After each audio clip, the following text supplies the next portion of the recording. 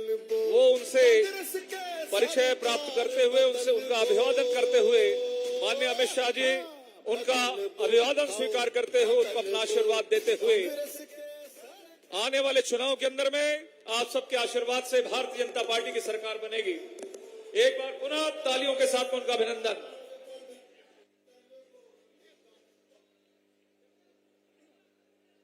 एक बार जोरदार तालियों के साथ माननीय अमित शाह जी का स्वागत और अभिनंदन। एक बार जोरदार ताली बजा करके अभिनंदन करेंगे। हम सबका सौभाग्य है कि हमारे जिले के भारतीय जनता पार्टी के उम्मीदवारों के इस नामांकन सभा में हम सबको आशीर्वाद देने के लिए, मार्गदर्शन देने के लिए हमारे देश के यशस्वी गृह मंत्री आदरणीय अमित शाह जी हम सब के बीच में उपस्थित हो चुके हैं। मैंने हमारे 6 प्रत्याशियों को आपके सामने प्रस्तुत करके उनका परिचय कराया था। हमारे 7वें प्रत्याशी भी यहाँ उपस्थित हो चुके हैं। हालांकि वो किसी परिचय के मोहताज नहीं है, फिर भी मैं आदरणीय डॉक्टर रमन सिंह जी से निवेदन करूंगा कि वो आपके सामने आकर के आप सबका अभिनंदन स्वीकार करें। एक बार जोरदार ताली बजा करके स्वागत करेंगे। मैं हमारे प्रदेश अध्यक्ष आदरणीय अरुण साव जी से निवेदन करूंगा कि माननीय गृह मंत्री जी का स्वागत करेंगे।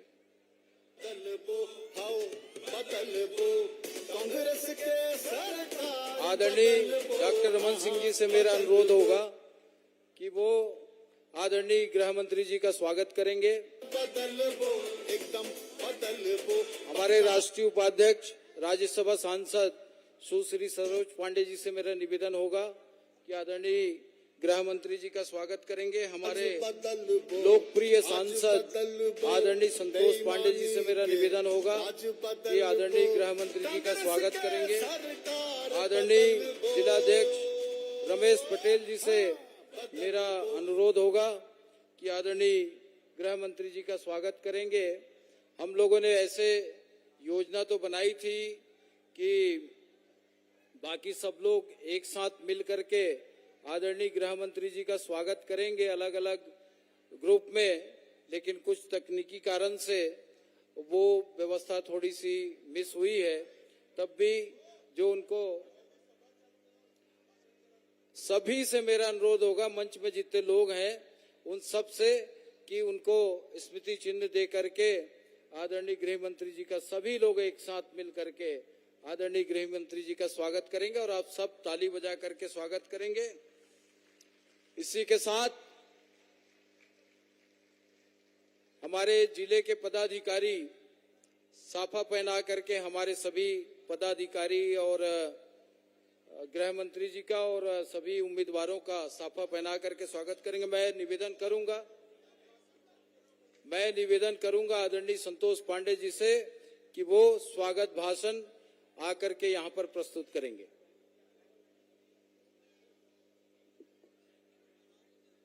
भारत माता के, भारत माता के, भारतीय जनता पार्टी जिंदाबाद, भारतीय जनता पार्टी जिंदाबाद, अमित शाह जी जिंदाबाद, अमित शाह जी जिंदाबाद।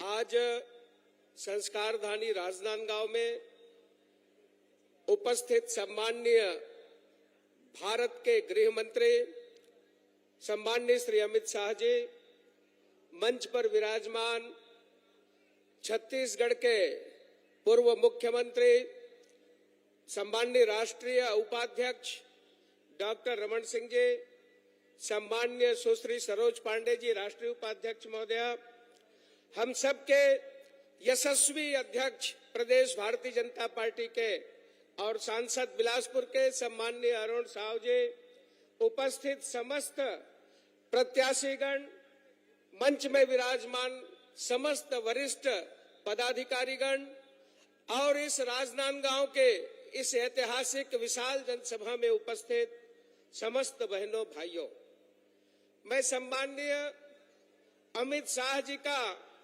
मैं स्वागत करता हूं, किंतु इन पंक्तियों के साथ जिस प्रकार से कवि भूषण ने और छत्रपति शिवाजी और छत्रसाल के विषय में कहा था, आज वही माननीय सम्माननीय देश के प्रधानमंत्री नरेंद्र मोदी और इस देश के गृह मंत्री अमित शाह जी सटीक उस पर उतरते हैं। इंद्र जिमि जंभ पर बाणव सुवंभ पर रावण सदंभ पर रघुकुल राज है, पौन बारिवाह पर शंभु रतिनाह पर जो सहस्त्र बाहु पर राम द्विज राज है, तेज तमयंस पर कान्हा जिमि कंस पर जो मलेक्ष वंश पर शेर शिवराज है। शिवा को संभालो, शिवा को सराहो की सराहो छत्रसाल को। इस देश के प्रधानमंत्री सम्माननीय नरेंद्र मोदी की सराहना पूरी दुनिया करती है और भारत के अंदर और इस देश को सुगठित बनाने वाले ऐसे गृह मंत्री अमित शाह जी की पूरा भारत सराहना करता है। आज संस्कार धानी में, साहित्य की नगरी में मैं उनका हृदय से अभिनंदन करता हूं, उनका हम हृदय से स्वागत करते हैं। भाइयों बहनों, आज केवल राजनांदगांव नहीं, संपूर्ण भारत नहीं, पूरी दुनिया में यदि डंका बज रहा है भारत का और भारत माता की जय जयकार हो रही है, तो इसके लिए इस देश के प्रधानमंत्री नरेंद्र मोदी जी ने उस स्थान पर पहुंचाया है। आज हम सब जानते हैं G20 की मेजबानी जिस तरीके से की गई और भारत में जिस तरीके से वो कार्यक्रम संपन्न हुए, विश्व में पहली बार भारत ने ऐसा किया है। अयम निजः परोवेति गणना लघु चेतसाम उदार चरितानाम वसुधैव कुटुंबकम। हम पूरी वसुधा की, पूरी पृथ्वी की, जन जन की चिंता करते हैं, चाहे किसी भी देश के रहने वाले हो। माननीय मोदी जी ने कहा, एक पृथ्वी, एक परिवार, एक भविष्य की बात करने वाले। और इसीलिए उन्होंने क्या किया, जब पूरी दुनिया में त्राही त्राही मची थी, वो बीमारी, वो महामारी, उस कोविड काल में जिस तरीके से दो वैक्सीन उन्होंने इजाद किया, इजाद कराने के लिए वैज्ञानिकों के लैब में जाकर के उनकी पीठ थपथपाई, उनको संसाधन उपलब्ध कराए, उनको सब प्रकार से धन मुहैया कराया और जो वैक्सीन कोविशील्ड को जो वैक्सीन तैयार हुआ, वो पूरे भारत में और पूरी दुनिया में हमने भेजने का काम किया, अपनी औषधि भेजने का काम किया, जिसकी पूरी दुनिया में मांग थी। विश्व की कल्याण की कामना करने का, मंगल कामना करने का ये प्रण माननीय नरेंद्र मोदी जी ने लिया है। मैं आप सबसे केवल इतना ही कहते हुए, एक तरफ तो ये अफवाह फैला रहे हैं, ये अफवाह क्या, यहाँ के मंत्री बोले इस वैक्सीन को जो लगाएगा वो नपुंसक हो जाएगा, इसमें एक्सपायरी डेट नहीं है, इसमें इस प्रकार की बातें हैं। आज भूपेश बघेल की सरकार के मंत्री, भाइयों बहनों, आप सब जानते हैं, मैं इतनी बात कहते हुए समाप्त करूंगा। भूपेश बघेल आज बता रहे थे ये भरोसा सम्मेलन, क्या भरोसा है भैया? न तो टी.एस. सिंहदेव को भूपेश बघेल के ऊपर भरोसा है, न तो चंडी साहू को भूपेश बघेल के ऊपर भरोसा है, न तो शैलेश पांडे को, बिलासपुर के विधायक को भूपेश बघेल के ऊपर भरोसा है। आज ये भरोसे की बात करते हैं, आम छत्तीसगढ़िया को भूपेश बघेल के ऊपर से भरोसा खत्म हो गया है। ये राम नाम की, राम वनगमन की बात करते हैं। मैं केवल इतना ही कहते हुए अपनी बात को समाप्त करूंगा। भाइयों बहनों, आप सब जानते हैं कि छत्तीसगढ़ के आज भारतीय जनता पार्टी की 4 राज्यों की सरकार राम जन्मभूमि के लिए बर्खास्त हुई थी। बलिदान दिया था भारतीय जनता पार्टी ने। धारा 370 खत्म कराने वाले हमारे बीच में उपस्थित हैं। दृढ़ निश्चय, वही दृढ़ निश्चय लेकर ऐसा वातावरण निर्माण हुआ, राम जन्मभूमि में मंदिर का निर्माण हुआ। और यहाँ क्या कह रहे हैं कि हम राम वनगमन बनाएंगे, राम नाम जपना शुरू कर दिए, काल नेमि जिमि रावण राहु। मैं केवल इतना ही कहूंगा कि भैया, आप तो राम राम कह रहे हैं, इसी मैदान में 50 फुट की रावण जलाते हैं, म्युनिसिपल स्कूल में जलाते हैं। ये बताओ, रावण की पूजा करने कौन कहता है? उनके पिताजी। रावण की बात कौन कहता है? उनके पूज्य पिताजी। तबे हमारी यह कहावत है छत्तीसगढ़ में, जैसे जैसे घर द्वार तैसे तैसे फैर का, और जैसे जैसे दाई दादा तैसे तैसे लइका। ओकर लइका कौन है? वो धोखा दे थे राम के नाम में। ओकर पिताजी है रावण लमानो कहा थे, अब ये राम लमानो कहा थे। एक दूसर ऊपर भरोसा न पैदा करके इन बता दे। मैं केवल अतके कहते हुए कि आज ये समय आगे है, हमारे जतेक प्रत्याशी यहाँ खड़े हैं, ये सब प्रत्याशी मन ला आप मन कमल छाप में वोट लेकर के विजयी बनाओ, जिताओ। आज ये अवसर में सम्माननीय अमित शाह जी के पुनः अभिनंदन और स्वागत करते हुए मैं अपन बात ला समाप्त करत हूं।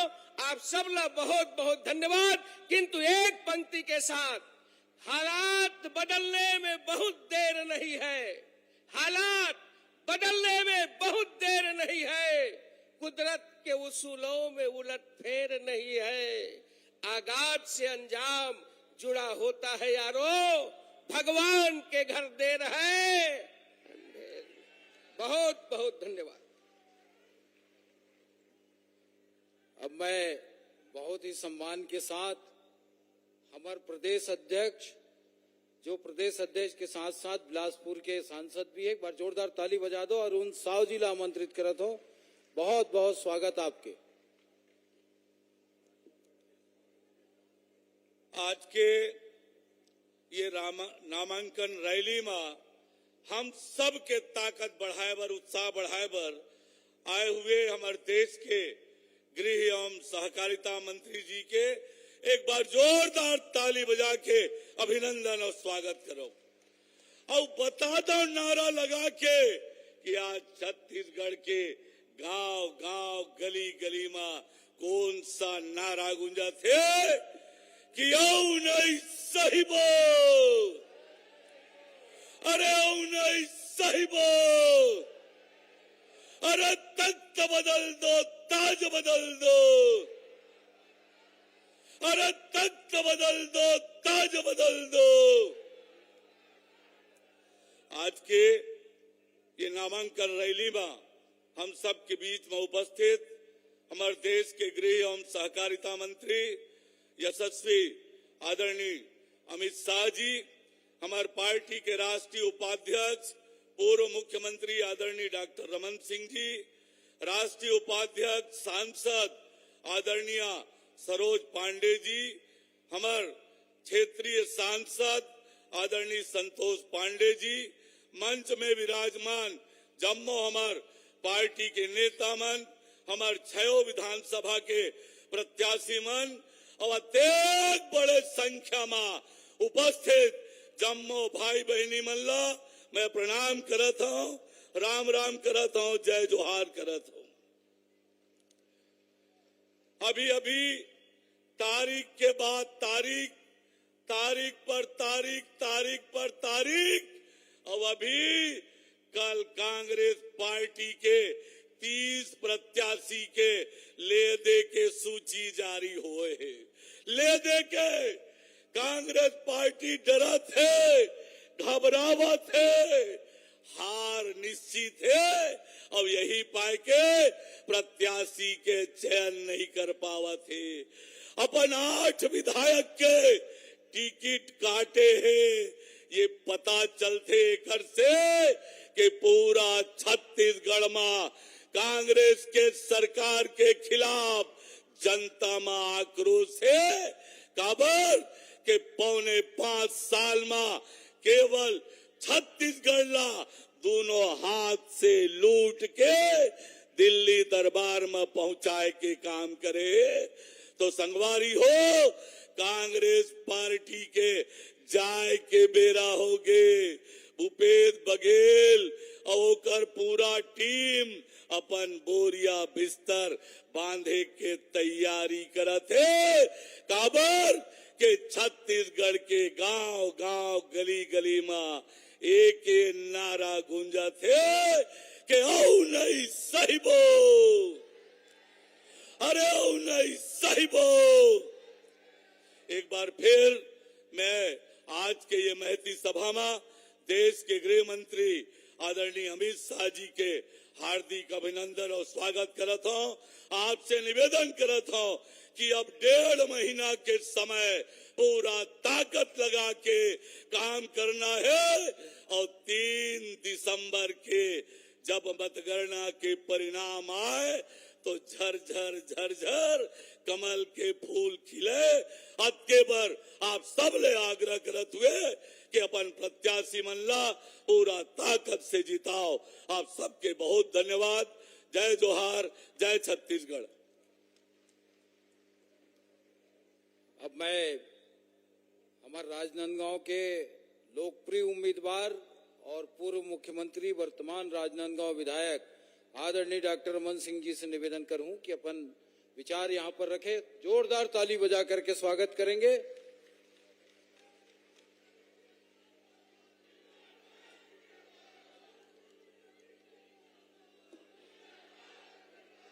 आज का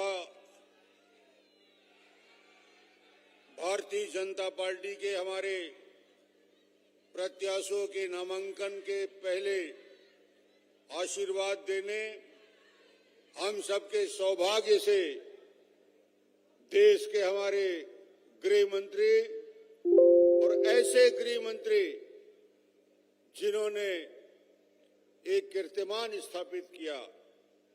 वल्लभ भाई पटेल ने गृह मंत्री रहते 500 राज्यों का विलय कराया और दूसरे गृह मंत्री अमित शाह जी बैठे हैं जिन्होंने 370 समाप्त करके अपनी ताकत दिखा दी। तालियों के साथ स्वागत करिए माननीय गृह मंत्री जी का। माननीय प्रदेश अध्यक्ष अरुण साव जी हमारे बीच उपस्थित है।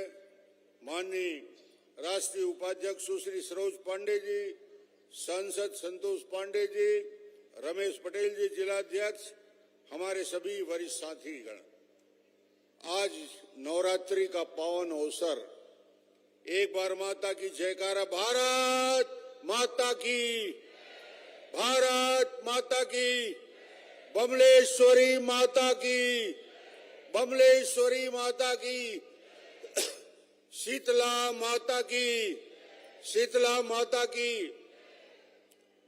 सबसे पहले मैं धन्यवाद देना चाहूंगा राजनांदगांव की जनता को कि आपने डॉक्टर रमन की पहचान बनाई है। डॉक्टर रमन यदि पार्षद से लेकर विधायक से लेकर सांसद, केंद्र में मंत्री और 3 बार मुख्यमंत्री बना है। पहले विधायक आपने बनाया, फिर मैं बाद में बना, उसके लिए आप बधाई के पात्र हैं। आपका मैं अभिनंदन करता हूं, स्वागत करता हूं। आपने वो गौरव दिया और एक बार फिर मैं धन्यवाद देना चाहूंगा राष्ट्रीय हमारे पार्टी के अध्यक्ष और माननीय सभी वरिष्ठ नेताओं का, जिन्हें मुझे विधायक के नाते चुनाव लड़ने का आदेश जारी किया। 15 साल अवसर मिला मुख्यमंत्री के नाते, राजनांदगांव में विधायक के नाते इस क्षेत्र का विकास किया। और 5 साल में कांग्रेस ने क्या किया? पक्षपात की कार्रवाई की, पक्षपात किया राजनांदगांव जिले के साथ। राजनांदगांव का घोर अपमान होता है। राजनांदगांव में भूपेश बघेल के आते ही क्या स्थिति बदली। सड़क, पुलिया, पुल, स्कूल, अस्पताल, सारे निर्माण कार्य रुक गए। एक आंकड़ा मैं देख रहा था, राजनांदगांव नगर निगम में अधोसंरचना मद में 18 से 23 कांग्रेस के शासनकाल में 39 करोड़ मिले और भारतीय जनता पार्टी के कार्यकाल में 13 से 18 200 करोड़ रुपया मिले थे। ये तुलना आप कर सकते हैं क्या स्थिति कांग्रेस ने किया। कांग्रेस के 5 साल और भारतीय जनता पार्टी की विकास यात्रा। स्वास्थ्य की दृष्टि से पेंड्री में मेडिकल कॉलेज की स्थापना भारतीय जनता पार्टी के कार्यकाल में। मॉडल कॉलेज का निर्माण, मुख्यमंत्री ग्राम सड़क योजना में 102 किलोमीटर सड़कों का निर्माण, ऐतिहासिक दिग्विजय स्टेडियम को भव्यता के अनुरूप स्टेडियम का निर्माण, मोतीपुर अंडरब्रिज का निर्माण, शिवनाथ वर्धन योजना में लाइनिंग का काम, अंतर्राष्ट्रीय हॉकी स्टेडियम का निर्माण, पेंड्री में हजारों आवास का निर्माण, टेढ़ेसरा में बीपीओ का निर्माण, फ्लाईओवर का निर्माण। और भूपेश ने क्या किया 5 साल में? राजनांदगांव के साथ छल किया है, राजनांदगांव के साथ धोखा किया है, छत्तीसगढ़ के विकास को अवरुद्ध किया है। भूपेश बघेल ने पाठ्य पुस्तक का निगम का ऑफिस राजनांदगांव बंद करने का दोषी कौन? सेतु निगम के कार्यालय को बंद करने का दोषी कौन? और पीछे वाले भी मेरी बात सुन रहे हैं। एशियन डेवलपमेंट बैंक का दफ्तर बंद कराने वाला दोषी कौन? पीछे वालों से भी पूछ रहा हूं, आगे वाले से भी पूछ रहा हूं, प्रधानमंत्री ग्राम सड़क योजना के ऑफिस को बंद करने का दोषी कौन? अब भूपेश से बदला लेना है कि नहीं भाई? बदला लेना है। ये बार कांग्रेस ला पूरा छत्तीसगढ़ और राजनांदगांव में पूरा साफ करना है। तय है तो दोनों हाथ उठा के ताली बजाइए। गरीबों को 1 रुपया किलो चावल देने की योजना 15 साल में हमने शुरू की। 16% ब्याज दर को बिना ब्याज के सहकारी बैंक से कर्ज लेने की योजना हमने शुरू की। 38,000 प्राथमिक मिडिल हाई स्कूल का निर्माण हमने कराया। एनआईटी आ गया, आईआईटी आ गया, ट्रिपल आईटी आ गया, एम्स आ गया, हिदायतुल्लाह लॉ यूनिवर्सिटी आ गया। ये संस्थान छत्तीसगढ़ में लाने का काम भारतीय जनता पार्टी ने किया है। 1,20,000 शिक्षा कर्मी की नियुक्ति, 10,000 पीएससी में छात्रों की नियुक्ति, 70,000 पुलिस कर्मियों की नियुक्ति भारतीय जनता पार्टी के शासनकाल में हुआ है। और भूपेश के 5 साल में भूपेश एक ही बात न बोलते, बार बार बोलते, छत्तीसगढ़ के 4 चिन्हारी, नरवा गरवा घुरवा पारी। मगर अब जनता जान गई है, जनता कहने लगी है कांग्रेस के 4 चिन्हारी चोरी, बेईमानी, भ्रष्टाचार और लबारी, इसके सिवाय कुछ नहीं। क्या हुआ जन घोषणा पत्र का? क्या हुआ शराबबंदी के वादा का? क्या हुआ 10 लाख नवयुवकों को बेरोजगारी भत्ता देने का, 2 लाख कर्मचारियों को स्थायी करने का, 2 साल के बोनस को देने का, वृद्धावस्था, विकलांग पेंशन, निराश्रित पेंशन को देने का? इन सारे कामों को छोड़कर आज हालत ये है, 5 साल में 15,000 करोड़ का घोटाला। विश्व में कीर्तिमान स्थापित कोई कर सकता है तो भूपेश बघेल कर सकता है भ्रष्टाचार में, उससे आगे कोई नहीं। 5,000 करोड़ का गरीब कल्याण अन्न योजना घोटाला, 2,100 करोड़ का शराब घोटाला, 1,300 करोड़ का गोठान घोटाला, 600 करोड़ का पीडीएस घोटाला, 540 करोड़ का कोयला घोटाला। लालू यादव चारा खा गया, 3 साल जेल में लौट के आया है ताजा ताजा। अरे वो तो चारा खाया, ये तो गोबर खा रहा है भाई। गोबर में बेईमानी, गोबर में बेईमानी। महादेव ऐप में हजारों करोड़ का घोटाला करने वाला। समस्या एक है, राजा यदि चोर हो जाए तो कैसे करोगे? खजाने की चाबी जिसके पास है वो डकैती करने लगे तो कैसे करोगे? उसका विकल्प होता है, उस चौकीदार को बदल दो, उस डकैत को बदल दो। इस मुख्यमंत्री को बदलने का समय आ चुका है, इसको तुरंत बदलने की कार्रवाई करनी पड़ेगी। और चुनाव में इस बार इस भ्रष्ट सरकार को बदलने का समय आ चुका है। लाखों नवयुवक छत्तीसगढ़ पीएससी में अप्लाई करते हैं, पीएससी में नौकरी के लिए एप्लीकेशन देते हैं, मगर सिलेक्शन किसका होता है? पीएससी के चेयरमैन का भाई का भतीजा का, अधिकारी कर्मचारी को भाई भतीजा बेटा का, करोड़पतियों के बेटे का, छत्तीसगढ़ के नवयुवक देखते रह जाते हैं। पीएससी में हुए भ्रष्टाचार का बदला युवा लेना चाहता है कि नहीं? पीएससी का बदला लेंगे कि नहीं? पीएससी के नवयुवकों से मैं आग्रह करूंगा कि इस सरकार को बदलना है। वो सरकार जो कवर्धा में तिरंगा ध्वज को बूट के तले रौंदता है, वो सरकार जो बीरनपुर में बिनेश्वर साहू की हत्या लव जिहाद के लिए करता है, वो सरकार के लोग जो भिलाई में हिंदुस्तान जिंदाबाद कहने पर चाकू मार दिया जाता है। अध्यक्ष जी बोल रहे थे, अब नहीं सही बोल, और अब नहीं सही बोल, दोनों हाथ उठा के अब नहीं सही बोल, अब नहीं सही बोल। तो भारतीय जनता पार्टी के मेरे सारे प्रत्याशी मेरे साथ आज हैं। मैं सबके लिए आग्रह एक बार करना चाहूंगा, इन सभी प्रत्याशियों को जो आज भारतीय जनता पार्टी के आज आए हैं, उन सभी प्रत्याशियों को आपका सहयोग, समर्थन, आशीर्वाद मिले। दोनों हाथ उठा के ताली बजा के उनका स्वागत करिए। धन्यवाद।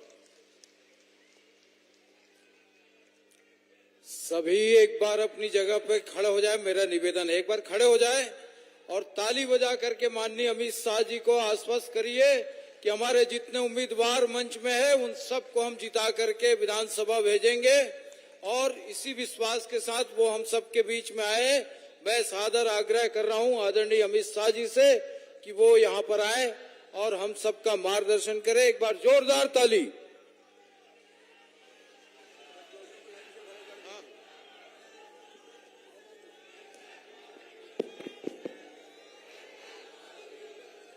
मेरे साथ जोर से बोलिए, भारत माता की। क्यों भाई, सरकार बदलनी है नहीं बदलनी है? ऐसी आवाज नहीं चलती। दोनों हाथ उठाइए, विजय के संकल्प की मुट्ठी बींचिए और प्रचंड आवाज से बोलिए, भारत माता की।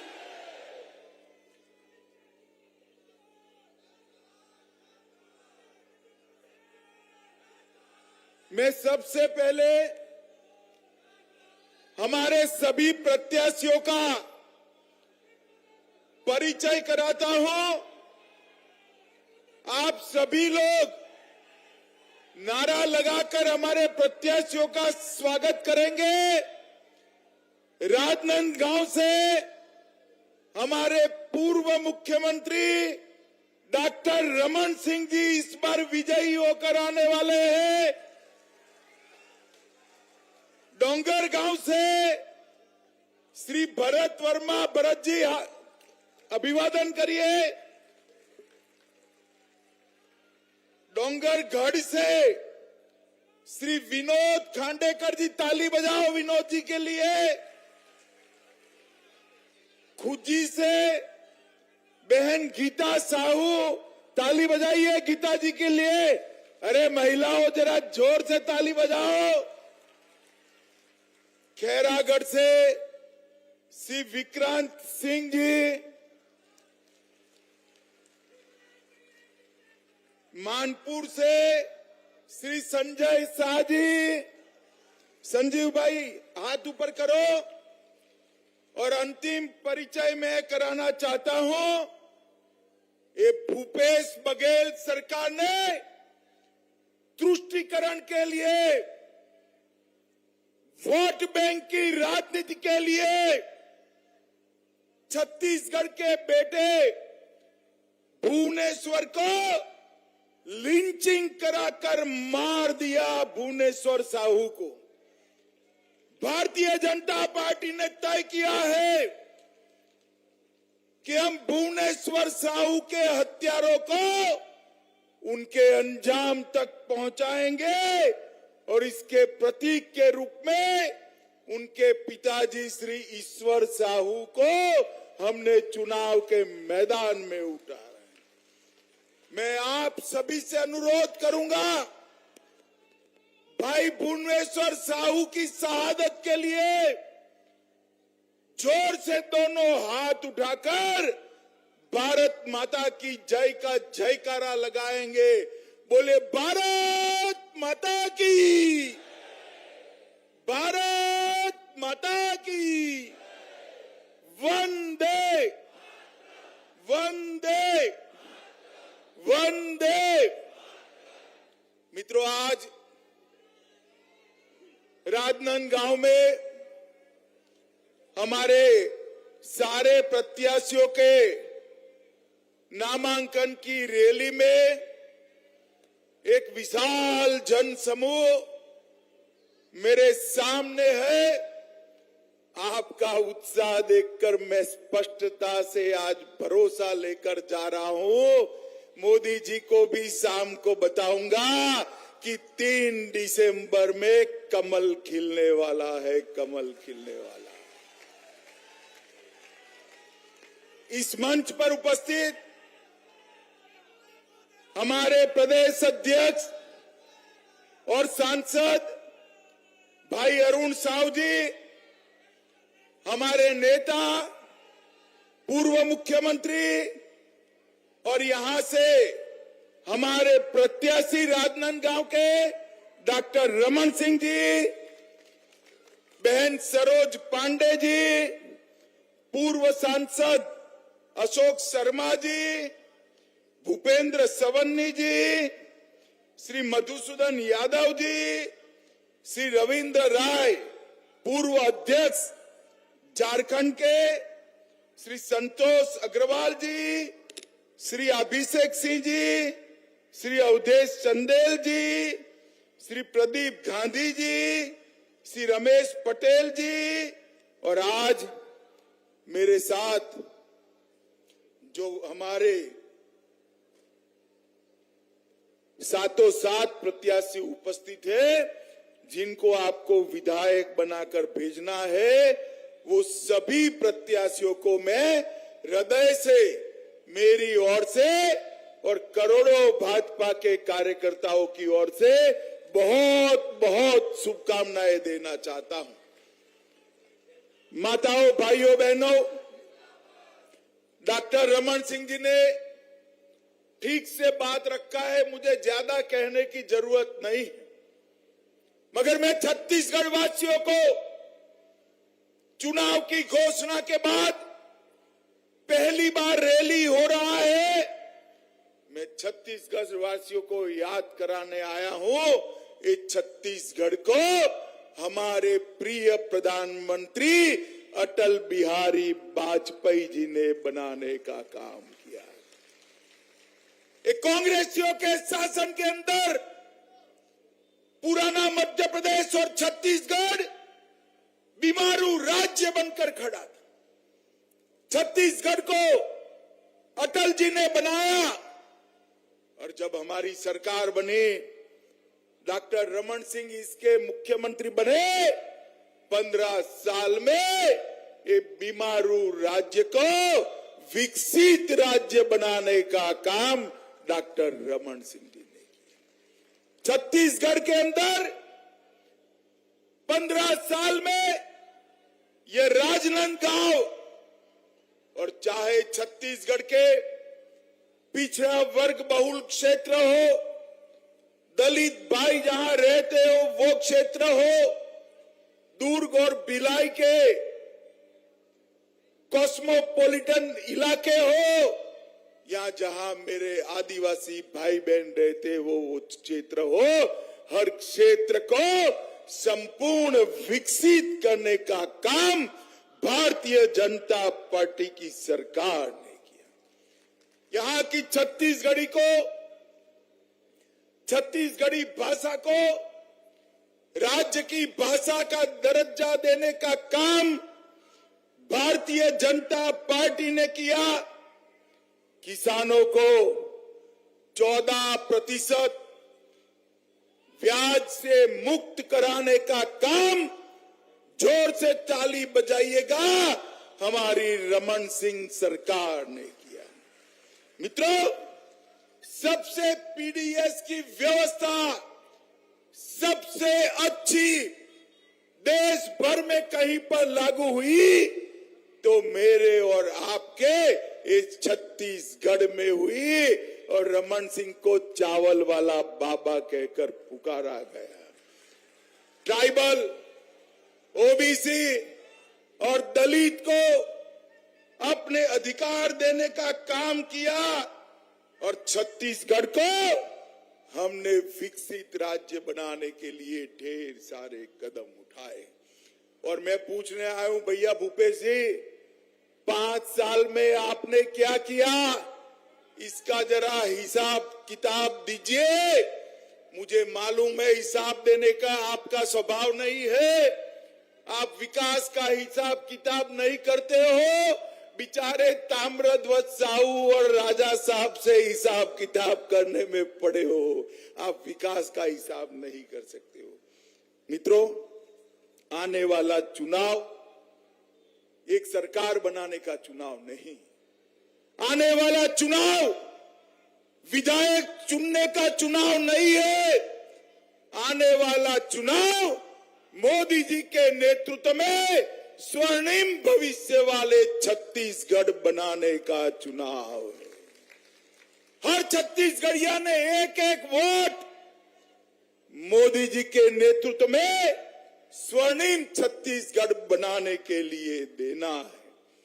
छत्तीसगढ़ हमारे 15 साल के शासन में खाद्य और पोषण सुरक्षा देने वाला भारत का सबसे पहला राज्य बना। कौशल विकास उसका अधिकार देने वाला सबसे पहला राज्य बना।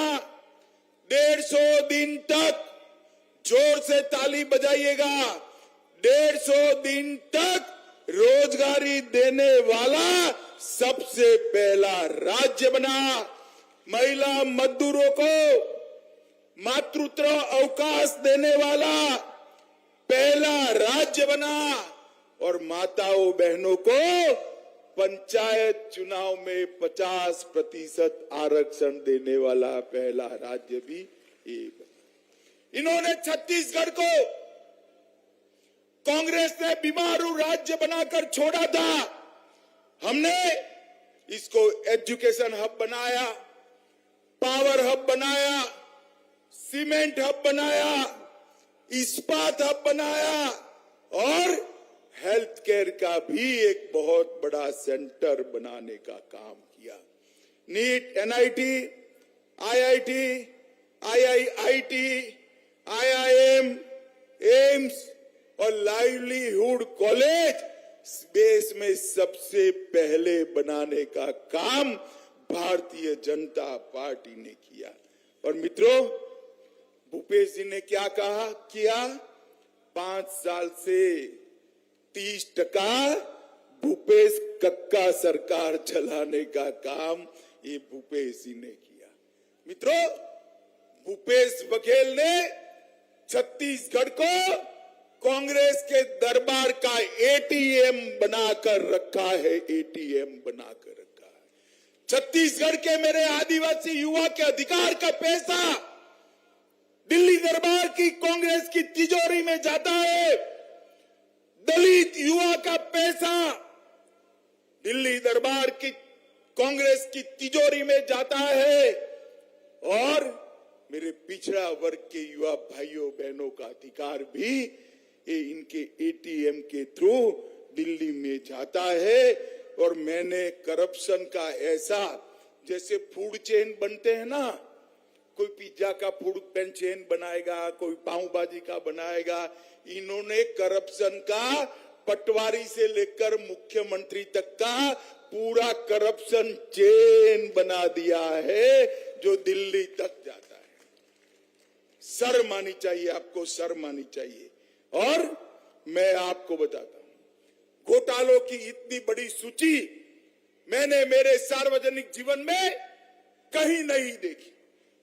शराब घोटाला, 2000 करोड़ रुपए का शराब घोटाला, इनके ऑफिस के अफसरान जेल में जाते हैं और उनको शादी में भी चैन नहीं आता है, कहीं वो मुंह न खोल दे, इसलिए डर कर घर में शादी कराते हैं।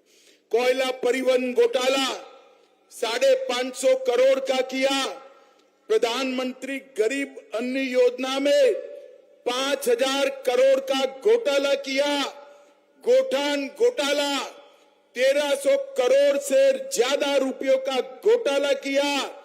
600 करोड़ का उन्होंने पीडीएस घोटाला फिर से किया।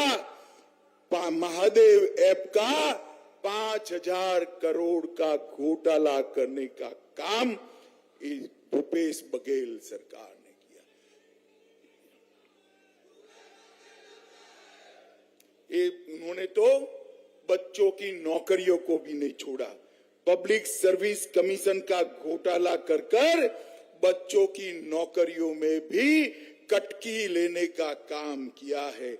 मित्रों, ये भूपेश बघेल सरकार कटकी और बटकी की सरकार है। हमें यहाँ विकास करने वाली सरकार चाहिए, मोदी जी के नेतृत्व में आगे ले जाने वाली सरकार चाहिए। ढेर सारे वादे किए, प्रत्येक महिला को महतारी सम्मान योजना देना था। भूपेश बाबू क्या हुआ? मुफ्त 4 गैस के सिलेंडर देने थे। भूपेश बाबू क्या हुआ? 50,000 अतिरिक्त शिक्षक बढ़ने थे। भूपेश बाबू क्या हुआ? शहरी क्षेत्रों में संपत्ति कर 50% कम करने का वादा किया था। क्या हुआ? राज्य में पूर्ण शराबबंदी लागू करने वाले थे। भूपेश बाबू आपने क्या किया? बिजली का बिल आधा करने वाले थे। भूपेश बाबू आपने क्या किया? उनको हिसाब देना चाहिए छत्तीसगढ़ की जनता को। मैं आज छत्तीसगढ़ की जनता को बताने आया हूं, ये भूपेश बघेल उनके शासन में छत्तीसगढ़ में ना दलित खुशहाल है, ना आदिवासी खुशहाल है, ना ओबीसी खुशहाल है, पिछड़ा भी खुशहाल नहीं है। माताओं बहनों की तो बात ही मत करिए, युवा और किसान भी परेशान है। खुशहाल है तो गांधी परिवार अकेला खुशहाल है और कोई खुशहाल। जैसे मैंने अभी पहले किया, उनकी वोट बैंक की राजनीति के चलते भुवनेश्वर साहू की हत्या कर दी। आप क्या चाहते हैं कि छत्तीसगढ़ फिर से एक बार एक कौमी दंगों का केंद्र बने? चाहते हैं क्या? जरा जोर से बोलो, चाहते हो क्या? भुवनेश्वर साहू को न्याय मिलना चाहिए या नहीं मिलना चाहिए? अगर कांग्रेस फिर से चुनकर आती है तो यही तुष्टीकरण की, यही वोट बैंक की राजनीति कांग्रेस पार्टी आगे बढ़ाएगी। और मैं आपको कहता हूं, एक बार कमल फूल की सरकार बना दो। ये जिन्होंने भ्रष्टाचार किया है, पाई पाई उनसे वसूलेंगे और उनको उल्टा लटका कर सीधा करने का काम ये भारतीय जनता पार्टी की सरकार करेगी। भाई और बहनों, मोदी जी के नेतृत्व में हमने पूरे देश का सम्मान बढ़ाने का काम इस देश के प्रधानमंत्री जी ने किया है। अभी अभी विधानसभा और लोकसभा में 33% माताओं बहनों को रिजर्वेशन देने का काम भारतीय जनता पार्टी की सरकार ने किया। चंद्रयान भेजा, G20 हुआ और छत्तीसगढ़ के ढेर सारे लाभार्थियों को नरेंद्र मोदी सरकार का फायदा मिला है। मित्रों, मैं आपको बताना चाहता हूं कि राजनांदगांव में मेडिकल कॉलेज 370 करोड़ रुपए का, 330 करोड़ के फ्लाईओवर, 48 करोड़ के शिवनाथ व्यय प्रवर्तन योजना नहर, 18 करोड़ से पेंड्री में निवास स्थानों, 15 करोड़ रुपयों से मातृशक्ति के लिए अस्पताल, 13 करोड़ रुपए एजुकेशन के लिए और 10 करोड़ रुपया मॉडल कॉलेज और वंदे भारत ट्रेन का सौगात भी नरेंद्र मोदी सरकार ने किया है। और मैं आज भूपेश जी को पूछना चाहता हूं, भूपेश जी, 2004 से 14 केंद्र में यूपीए की सरकार थी, कांग्रेस की सरकार थी, क्या दिया आपने छत्तीसगढ़ को? हिसाब लेकर आइए माताओं, भाइयों, बहनों। 2004 से 14 में केवल 77,000 करोड़ रुपया छत्तीसगढ़ को 10 साल के अंदर दिया। कितना दिया? जरा जोर से बोले, कितना? 77,000 करोड़। कितना? और मोदी जी ने 2014 से 23 उनके 10 साल बनाम हमारे 9 साल 77,000 करोड़ की जगह पे 3,01,000 करोड़ रुपया छत्तीसगढ़ को भेजने का काम किया। हमने नक्सलवाद पर नकेल कसी, 38 लाख किसानों को हर साल 6,000 रुपया दिया, 24 लाख घरों में पीने का पानी पहुंचाया, 2 करोड़ गरीब छत्तीसगढ़ वासियों को 5 लाख तक का पूरा स्वास्थ्य का खर्चा नरेंद्र मोदी सरकार ने उठाया, 38 लाख माताओं के घर में शौचालय का निर्माण किया, लगभग 6 लाख माताओं को गैस का सिलेंडर दिया और लगभग 11 लाख लोगों को घर का भेंट देने का काम हमारे नरेंद्र मोदी जी ने किया है। मित्र, नरेंद्र मोदी जी, मैं आज यही कहने आया हूं कि इन्होंने दिए हुए 315 वादे तो पूरे नहीं किए, चरण पादुका भी छीन ली, साड़ी वितरण योजना भी बंद कर दी। खैर 325 वादे से तो मुकर गए, पर उन्होंने यहाँ एटीएम लगाकर छत्तीसगढ़ की जनता का पैसा दिल्ली के दरबार में कांग्रेस कार्यालय में पहुंचाने का काम किया है।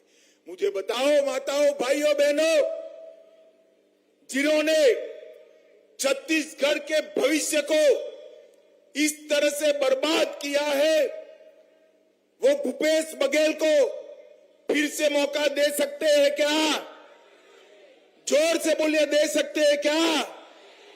जिस तरह से भुवनेश्वर साहू को रौंद कर मार डाला, वो सरकार को रिपीट कर सकते हैं क्या?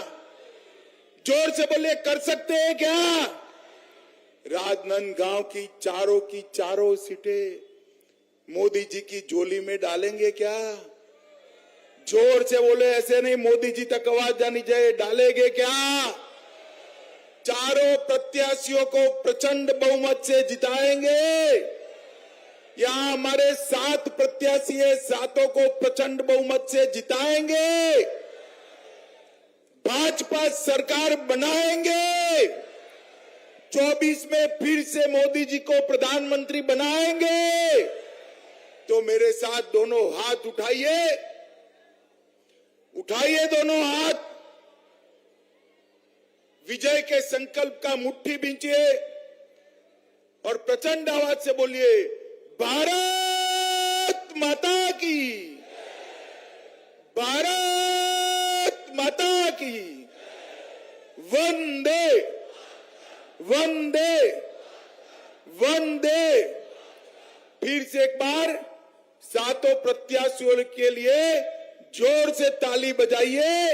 ये 7 को बहुत बहुत शुभकामनाएं और बहुमत से जीत कर आए, ऐसी मेरी शुभकामनाएं। माननीय अमित शाह जी का बहुत बहुत आभार। आपने हमारे सारे 7 प्रत्याशियों को अपना आशीर्वाद अपने सानिध्य में दिया। मैं निवेदन करूंगा सभी लोगों से कि सबको रैली में शामिल